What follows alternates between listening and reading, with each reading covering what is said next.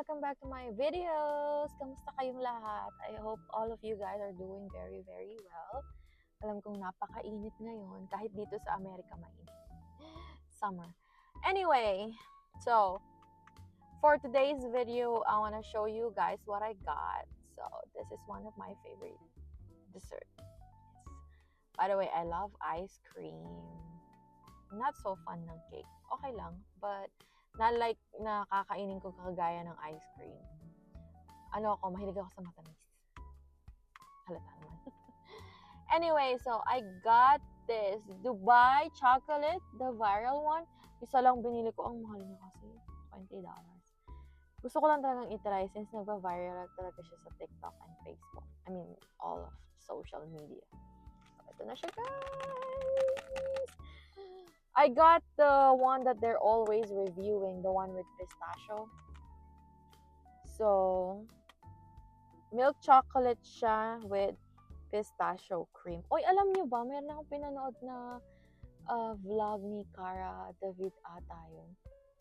Sa Dubai. Alam mo, Pilipino daw gumagawa nito. I'm not sure ha, pero watch niyo sa YouTube. Pero alam ko, Pinoy yung gumagawa nito. Gumawa pa nga sila together with Cara David. So, panoorin nyo yan. So, anyway, open na natin siya because I really want to try. Kahapon ko ito gustong buksan pero dahil gusto ko nga i-vlog at ipakita sa inyo. Ay! Wait lang. Ano ba? Mali ka naman magbukas. Wait.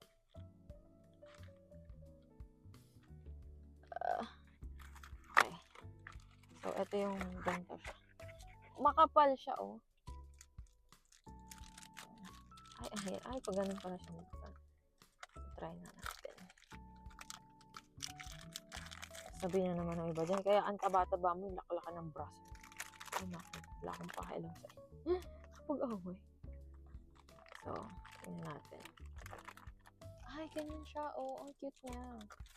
Cute ng itsura. Ay, hindi ko mailabas lahat, pero alam niyo na may itsura nito. Tapos ito yung loob niya. So, try na natin. Feeling ko maubos ko to. Hindi ako mahilig sa pistachio, pero na-curious lang talaga. Gusto ko lang itong i-try.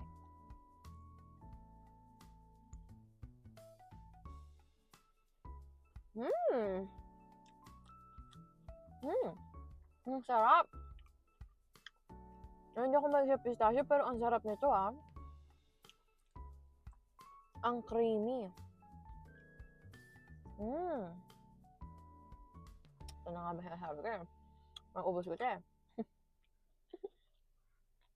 Pero ang sarap niya. Promise. May kamahalan lang, pero worth it. So, yun lang guys for today's video. Bilhin na rin kayo dito. Ito. Worth it. Promise. Thank you for watching. See you again on my next vlog. Bye!